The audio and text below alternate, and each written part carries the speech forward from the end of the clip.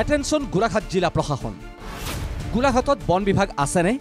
সৰ্বসাধাৰণৰ মনত এতিয়া এইটোৱেই প্ৰশ্ন। কাৰণ গোলাঘাটত চলিছে অবৈধ কাঠ মাফিয়াৰ সন্ত্ৰাস।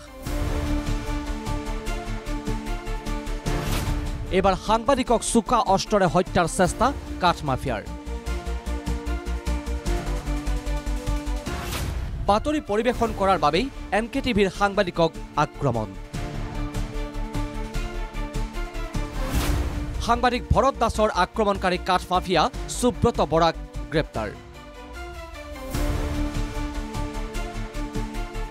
শুনক বীৰ লাচিত সেনা অসমৰ বিষয়ববীয়াৰ ভাষ্য।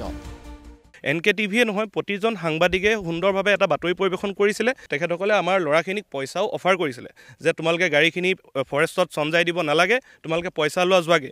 কিন্তু মূৰফুলনি আঞ্চলিক সমিতিয়ে বীৰ লাচিত সেনাৰ তেখেতসকলে সততাৰে গাড়ীখন ফৰেষ্টৰ হাতত চঞ্জাই দিলে। চঞ্জাই দিয়াৰ লগে লগে তেখেতসকলে এটা আখেজ ল'লে। আখেজ লোৱাৰ লগে লগে যোৱাকালি সাংবাদিকজনক কালি হত্যা কৰিবলৈ চেষ্টা কৰিছে। আগন্তুক দিনক সংগঠন কৰি থকা আমাৰ ল'ৰাখিনিকো হত্যা কৰিবলৈ চেষ্টা কৰিব পাৰে। এইখিনি মানসিকতা লৈ তেখেতসকলে ব্যৱসায় কৰিছে। কিন্তু নিজৰ অবৈধ ব্যৱসায় ফাদিল হোৱাৰ পাছতেই সাংবাদিক ভৰত দাসৰ বিৰুদ্ধে আক্ৰমণাত্মক হৈ উঠে সুব্ৰত বৰা নামৰ এইটো কাঠ মাফিয়া। শুনক ভুক্তভোগী সাংবাদিকজনৰ মুখেৰে ঘটনাৰ বিৱৰণ। বাতৰি সংগ্ৰহ কৰিবৰ কাৰণে আমি নাহৰবাৰী বাগানৰ ওচৰলৈ গৈছিলোঁ। কিন্তু সেই সময়তে হঠাৎ আপোনাৰ চিলভাৰ কালাৰ এখন ভেন আহিছে। ভেনখন আহি ৰৈছে, মোৰ চিনাকি মানুহ আছিলে। মই ভাবিলোঁ নৰ্মেলি মোৰ লগত কথা পাতিব। কিন্তু হঠাৎ তেওঁ উগ্ৰ হৈ মোক ক'লে যে গাড়ীটোত। মই ক'লোঁ যে মই নুঠোঁ, আপুনি কোনফালে যায়? তেখেতে ক'লে যে মই য'ত যাওঁ তোক লৈ যাম এতিয়া।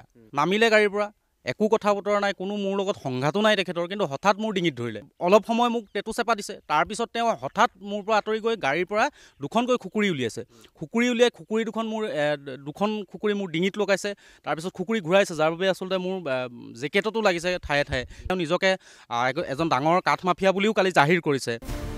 ইতিমধ্যে নিশাই বগিজান আৰক্ষী থানাত এজাহাৰ দাখিল কৰে সাংবাদিকজনে। কিন্তু ৰহস্যজনক কাৰণত ঘটনাৰ 13 ঘণ্টাৰ উকলি যোৱাৰ পাছতো আৰক্ষীয়ে ভুক্তভোগীৰ পৰা গ্ৰহণ কৰা নাছিল এজাহাৰ। অৱশেষত NKTVৰ ধাৰাবাহিক বাতৰিৰ পিছতেই গোচৰ ৰুজু কৰিবলৈ বাধ্য হয় বগিজান আৰক্ষী।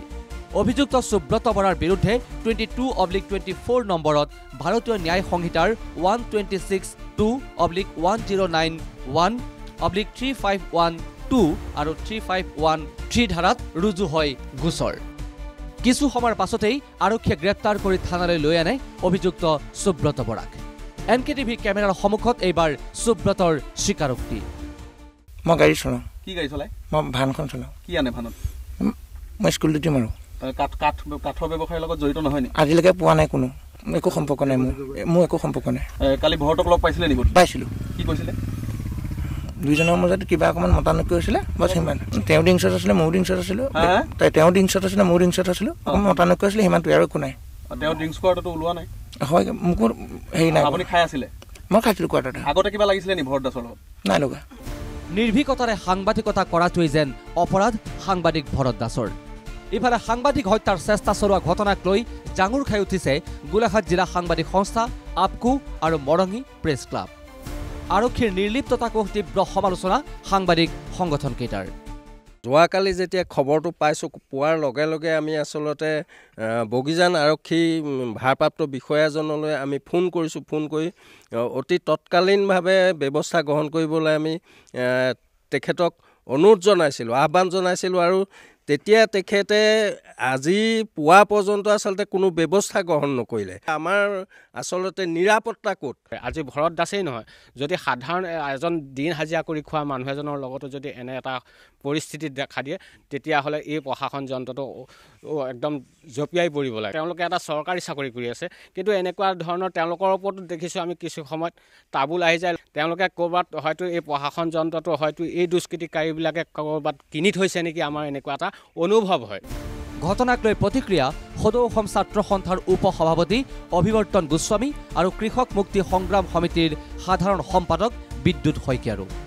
যিগৰাকী ব্যক্তিয়ে কালি ভৰত দাসৰ ওপৰত এনেধৰণে হত্যাৰ ভাবুকি দি তেখেতক মৃত্যুলৈকে ঠেলি দিবৰ কাৰণে ব্যৱস্থা কৰিছিল, গতিকে সেই দোষীক দৃষ্টান্তমূলক শাস্তি দিব লাগে। এই ঘটনা আমি তীব্ৰ ভাষাৰে গৰিহণা জনাইছো। আচলতে চিণ্ডিকেটৰ ধন সকলোলৈকে যায়। আমি যিটো কথা কৈ আছো, হিমন্ত বিশ্ব শৰ্মা ডাঙৰীয়াই বাৰম্বাৰ কয় যে অসমত কোনো ধৰণৰ চিণ্ডিকেট নাই, কিন্তু আজিৰ দিনটোত চয়ুদিশে কেৱল চিণ্ডিকেট।